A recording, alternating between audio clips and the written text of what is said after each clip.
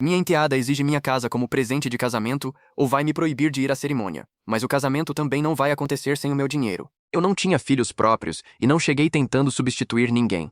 Só queria que a relação com minha esposa desse certo, e para isso sabia que precisava construir algo, ainda que mínimo, com a filha dela. Nunca fomos próximos. Também nunca fomos inimigos. Ela era educada do jeito que se é educado com o marido da mãe quando não se tem motivo concreto para reclamar, mas também nenhuma vontade de se aproximar mais do que o necessário. Com o tempo, parei de esperar algo diferente. Aprendi a me contentar com a paz. Uns meses atrás ela ficou noiva de um cara que conheceu no trabalho.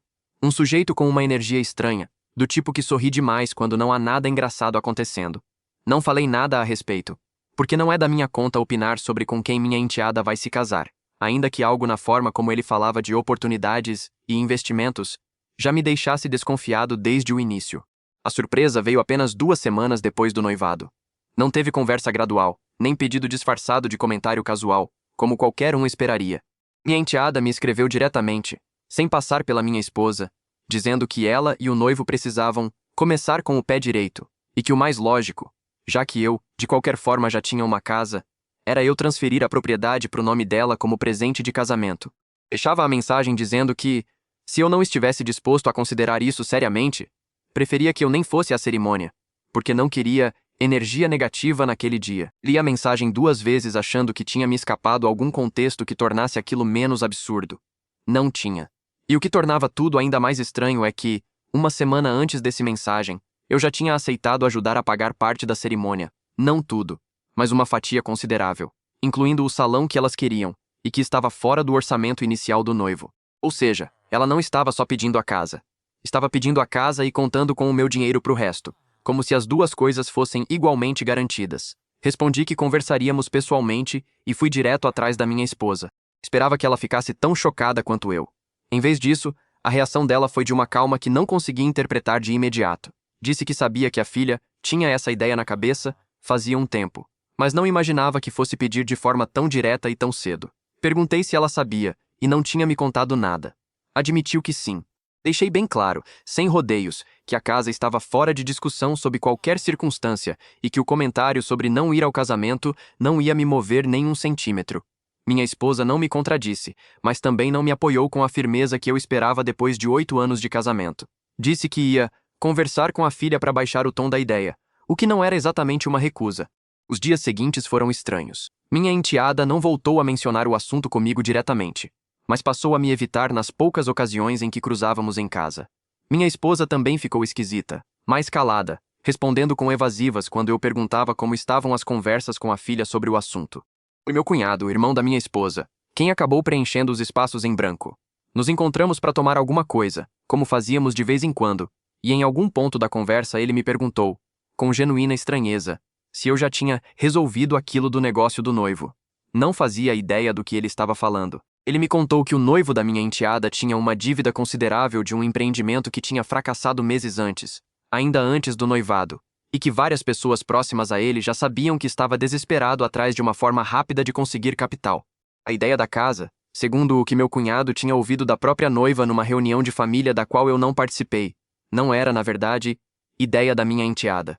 Tinha partido do noivo, que a convenceu de que, tecnicamente, seria um presente para os dois, não só para ela, com o plano de vender o imóvel assim que estivesse no nome dela e usar o dinheiro para quitar as dívidas e tentar reerguer o negócio. Eu não tinha provas disso além do que meu cunhado tinha ouvido, então decidi não explodir na hora. Investiguei um pouco por conta própria, o que não foi muito difícil, porque o cara tinha processos públicos por dívidas não pagas registrados e o nome dele aparecia em algumas notícias locais sobre o fechamento da empresa. Não era um segredo bem guardado, só algo que ninguém tinha se dado o trabalho de me contar. Convoquei um jantar em família. Minha esposa, minha enteada e o noivo. Não mencionei nada do assunto até estarmos todos sentados. Coloquei os documentos sobre a mesa, sem drama nenhum, e perguntei diretamente ao noivo se ele queria contar ele mesmo a razão real por trás do pedido da casa, ou se preferia que eu fizesse isso com o que tinha em mãos. O silêncio que se seguiu foi a resposta mais clara que recebi em toda essa história. Minha enteada olhou para ele, não para mim, esperando que dissesse algo que desmentisse aquilo. Ele não disse nada. Esse silêncio confirmou para ela, melhor do que qualquer argumento meu poderia ter feito, que a casa nunca tinha sido um gesto simbólico para começar a vida juntos, e sim um plano de saída para as dívidas dele. Antes de sair da mesa, deixei uma coisa bem clara. A casa estava fora de discussão desde o início. Mas agora o dinheiro que eu tinha prometido para o salão e para o resto da cerimônia também estava cancelado. Disse que não ia financiar um casamento construído em cima de um plano para tirar patrimônio de mim por baixo dos panos, com ou sem a casa envolvida. Se a base de tudo aquilo era uma mentira, eu não ia bancar nem um centavo do que sobrava. Minha esposa ficou tão calada quanto a filha. Perguntei diretamente se ela sabia. Disse que tinha ouvido rumores, mas preferiu não investigar porque não queria se meter na relação da filha. Respondi que a casa que estavam prestes a pedir de bandeja para a filha dela era a mesma casa onde ela morava comigo, e que esse tipo de coisa sim era da conta dela, gostasse ou não. Não precisei negociar nada nem esperar reação de ninguém. Cancelei o depósito do salão naquela mesma noite, ainda em cima da mesa do jantar, na frente dos três. Minha enteada terminou o noivado naquela mesma semana. Não sei se foi vergonha, se foi se sentir usada, se foi perceber que sem o meu dinheiro o casamento dos sonhos dela simplesmente não existia mais, ou uma mistura de tudo isso, mas ela parou de falar com ele quase imediatamente. Também não voltou a mencionar a casa. Na verdade, não voltou a falar comigo em geral por um par de semanas, algo que na época interpretei como ressentimento por eu ter exposto a situação na frente de todo mundo, e por ter cortado o dinheiro junto, em vez de resolver as duas coisas em separado e em particular. Com minha esposa, as coisas foram diferentes do que eu esperava. Não teve separação, não teve mudança, não teve papel de divórcio. O que teve foi uma conversa longa e bem desconfortável sobre por que ela preferiu ficar calada em vez de me contar o que sabia desde o início. Não tenho uma resposta que me convença totalmente, além de que ela não queria ser quem estragava o relacionamento da filha antes que a própria filha percebesse sozinha. Disse a ela que esse tipo de silêncio, vindo da minha esposa, doeu mais do que o próprio pedido da casa. As coisas entre nós ainda estão se reconstruindo. Não diria que está tudo resolvido, mas pelo menos agora existe uma regra clara na mesa. Se algo envolve meu patrimônio, me contam de frente, sem intermediário e sem eu precisar juntar rumores por conta própria graças ao meu cunhado. Quanto à minha enteada, a relação continua tão distante quanto sempre foi. Talvez um pouco mais fria ainda depois do episódio do jantar. Não espero que isso mude tão cedo. O que eu sei é que a casa continua no meu nome, que o salão nunca foi pago, que não teve casamento, e que quem ficou sem nada no final de tudo isso não fui eu. Edição. Para quem está perguntando, não vou dar mais detalhes sobre o noivo nem sobre o negócio dele. E sim, continuo casado. Ainda estamos vendo como seguir a partir daqui. Atualização 1. Já se passaram uns 2 meses desde que publiquei a primeira parte. A versão curta é que, mesmo com o noivado encerrado naquela mesma noite do jantar, a bagunça em volta disso não parou aí, só mudou de forma. Cancelei o sinal do salão na hora, então essa parte já estava resolvida. Mas o estrago em outras frentes ainda estava só começando a aparecer, e passei boa parte desses 2 meses lidando com as sobras de uma coisa que eu achava que tinha terminado numa única noite. O primeiro problema foi o vestido. Minha enteada já tinha ido a 2 provas de um vestido sob medida, cujo depósito também tinha saído do dinheiro que eu estava colocando para o casamento. Como cancelei tudo naquela mesma noite, a costureira ficou com um vestido pela metade e um saldo que ninguém ia pagar. Ela deu um prazo de 2 semanas antes de vender o tecido reservado para outra cliente. Ninguém pagou. O vestido, hoje, está sendo ajustado no corpo de uma noiva completamente diferente. E a costureira, pelo que soube por terceiros, nem sequer entrou em contato de novo para cobrar. Simplesmente seguiu em frente. O que de certa forma resume bem como o resto dos fornecedores tratou essa história inteira.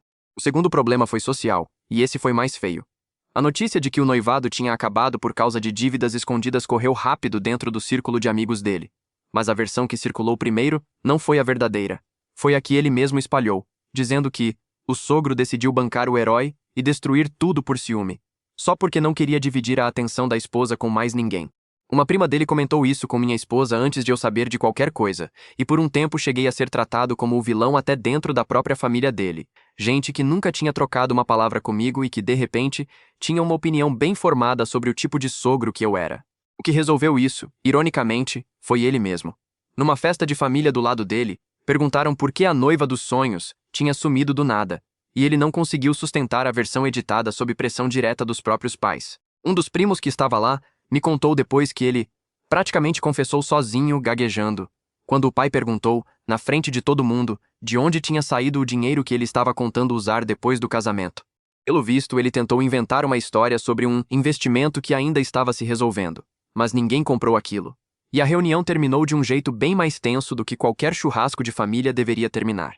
Em casa, as coisas continuam tensas, mas de um jeito silencioso. Minha esposa e eu não nos separamos. Moramos na mesma casa, mas os primeiros dias depois do jantar foram estranhos. Muita coisa não dita. Muitos silêncios em cima da mesa. Refeições inteiras acontecendo só com o barulho dos talheres. Minha enteada evita ficar sozinha comigo num cômodo por mais de 30 segundos. E quando isso acontece por acaso, geralmente inventa alguma desculpa para sair logo depois. Um dos amigos mais próximos dela, que também era amigo do ex-noivo, cortou relação com os dois depois de saber os detalhes completos. Disse, segundo ela mesma me contou, que não dava mais para continuar fingindo que aquilo era só um mal-entendido de casal, e que preferia se afastar dos dois lados do que escolher com quem ficar. Vale mencionar que, 3 semanas depois de tudo isso, tentei uma conversa mais aberta com minha enteada sobre o que exatamente ela sabia antes do jantar. Ela jura que não sabia da dívida, só sabia que ele tinha ideias sobre a casa, e que preferiu não perguntar demais, porque não queria começar o relacionamento questionando cada palavra dele. Não sei quanto disso acredito, mas pelo menos foi a primeira vez que ela falou sobre o assunto comigo, sem se fechar no meio da frase ou sair do cômodo antes de terminar. Tem também o detalhe das alianças, que só descobri depois, meio de refilão numa conversa com minha esposa. O ex-noivo já tinha ido a uma joalheria antes mesmo do jantar de exposição. Escolher um par de alianças, sob encomenda, com um sinal pago que, adivinha só, também tinha saído do dinheiro que eu estava disponibilizando para o casamento como um todo, não só para o salão especificamente. Quando cancelei os pagamentos, esse valor também travou. A joalheria manteve o desenho reservado por algumas semanas, mas como ninguém apareceu para fechar o pedido, simplesmente derreteram o material e seguiram com outros clientes. Fiquei sabendo disso só porque um funcionário de lá é primo de um vizinho nosso, e comentou de passagem, sem saber que aquilo tinha qualquer relação comigo. Do lado da minha enteada, o clima com as amigas mais próximas também mudou. 2 delas, que já tinham comprado passagem para vir de outra cidade para o casamento, ficaram bem incomodadas ao saber que tinham gastado dinheiro com passagem reembolsável parcial para uma festa que nunca ia acontecer. Uma delas, inclusive, mandou uma mensagem direta para minha enteada perguntando por que ninguém avisou antes, o que, pelo visto, rendeu uma discussão à parte que não tem exatamente nada a ver comigo, mas que ainda assim acabou voltando até mim de um jeito indireto, através de comentários que minha esposa fez sem querer entrar em detalhes. Atualização 2. Essa atualização é sobre a Renata, a prima do ex-noivo que já mencionei, e sobre o que veio depois do contato dela com minha esposa. Foi provavelmente a semana mais reveladora de tudo isso, então vou tentar organizar direito, porque tem bastante coisa. Depois da primeira conversa, Renata voltou a falar com a gente, dessa vez por vontade própria, sem que eu ou minha esposa pedíssemos nada. Contou com muito mais detalhes como funcionava o método dele. Não era simplesmente pedir um imóvel de presente do nada. Ele identificava famílias onde havia um padrasto ou uma figura financeira mais distante emocionalmente da filha, e incentivava a namorada ou noiva da vez a pedir bens em nome próprio, como símbolo de compromisso.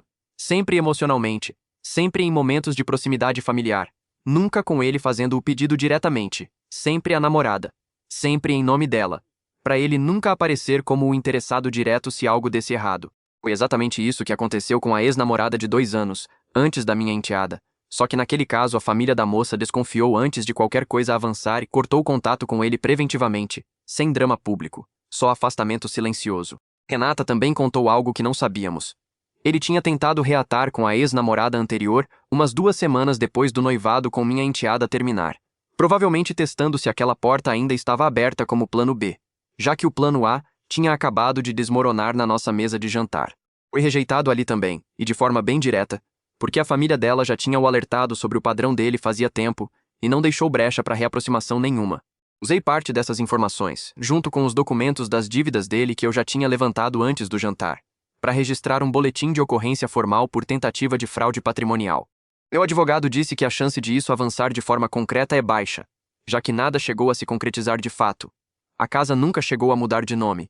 O dinheiro nunca chegou a sair da minha conta, mas o registro formal serve como prevenção. Se ele tentar algo parecido com outra família no futuro, já existe um histórico documentado em nome dele, com datas, nomes e valores. Curiosamente, ele tentou entrar em contato com minha enteada de novo, cerca de 1 mês depois de tudo isso. Não para pedir desculpas, pelo que ela me contou, mas para tentar convencê-la de que as pessoas estavam exagerando a situação e que ainda dava para resolver as coisas entre eles, como se bastasse uma conversa bem colocada para apagar o que tinha acontecido na nossa mesa. Ela não respondeu. Segundo ela mesma, foi nesse momento, lendo aquela mensagem 2 ou 3 vezes, que percebeu com mais clareza o tamanho do que tinha escapado, não só de um casamento ruim, mas de alguém que continuava tentando manipular a situação mesmo depois de exposto na frente da própria família. Também soube, por Renata, que ele andou comentando com amigos comuns que a família dela é tóxica e superprotetora demais, o que, considerando tudo que já sabemos sobre ele, é quase engraçado de se ouvir. Tem ainda um detalhe que Renata só mencionou na segunda conversa, meio sem querer, mas que achei importante registrar aqui. Segundo ela, ele tinha comentado com um amigo em comum, antes mesmo do noivado com minha enteada ser oficializado, que esse aqui é o último tiro. Se não der certo, eu preciso repensar tudo. Não sei se isso significa que ele estava desesperado o suficiente para arriscar mais do que da última vez. Ou se já sabia que o plano tinha um prazo de validade curto antes que alguém desconfiasse. De qualquer forma, serve para reforçar que não era um impulso pontual. Era alguém que já sabia, com bastante antecedência, que estava jogando os últimos recursos numa aposta que dependia inteiramente de ninguém questionar nada até ser tarde demais. Deixei essa semana levando essas informações todas para o meu advogado numa reunião só para organizar o que já tínhamos, mesmo sem processo formal em andamento contra ele além do boletim. Ele sugeriu guardar tudo documentado, prints, mensagens, datas, porque mesmo que nada avance judicialmente agora, esse tipo de registro pode ser útil se, por algum motivo, ele tentar algo parecido de novo e outra família precisar de referência.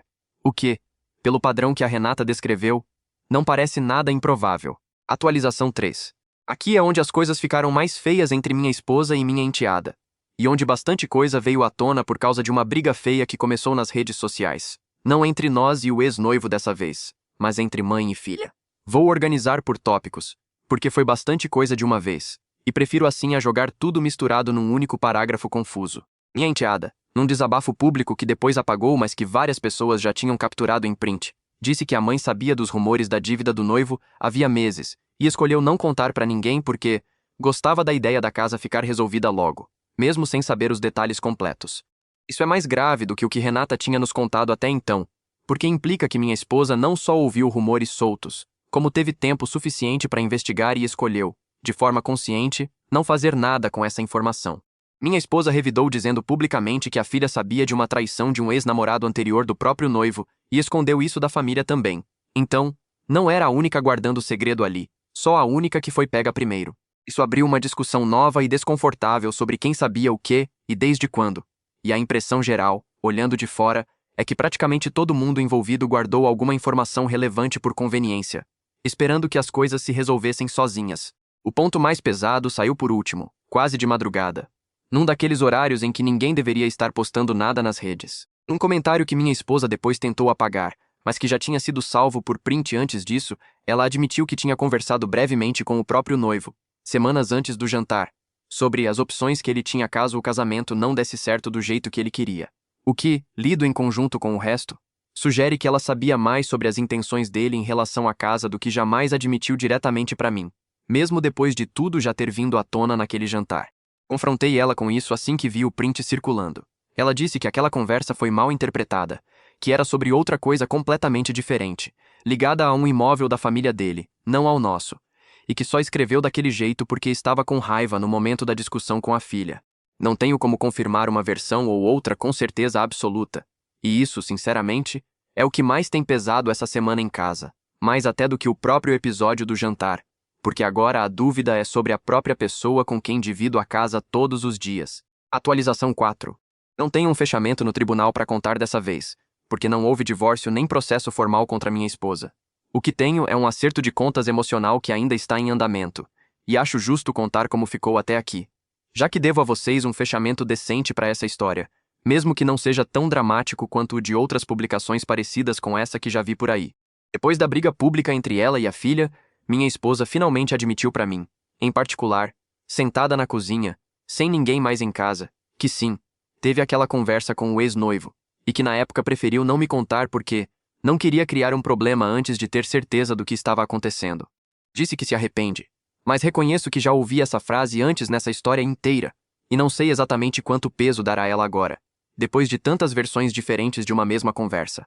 Decidimos, os dois, entrar num acompanhamento com uma terapeuta de casais, algo que eu nunca tinha considerado necessário antes de tudo isso acontecer. Já tivemos 3 sessões até agora. Não vou dizer que resolveu tudo, porque seria mentira. Mas pela primeira vez sinto que as coisas que ficavam só sugeridas, meio nas entrelinhas, estão sendo ditas com todas as letras. na frente de alguém treinado para não deixar ninguém escapar por cima do assunto. Registrei formalmente, com o meu advogado, uma cláusula de proteção patrimonial atualizada sobre a casa, deixando ainda mais claro por escrito que ela não pode ser transferida, cedida. Minha enteada e eu continuamos sem uma relação próxima, mas ela concordou em ir a uma das sessões de terapia comigo e com a mãe, só uma vez até agora. Não foi confortável, teve silêncios longos e um ou outro momento tenso, mas também não foi hostil, o que já é bem mais do que eu esperava há 2 meses, quando mal conseguíamos ficar no mesmo cômodo. Edição. Já que perguntaram, o boletim de ocorrência contra o ex-noivo segue registrado, sem novidades relevantes no processo até agora. E sim, ainda estamos casados, ainda moramos na mesma casa. E ainda estamos, os dois, tentando entender o tamanho real do que quase aconteceu com a gente.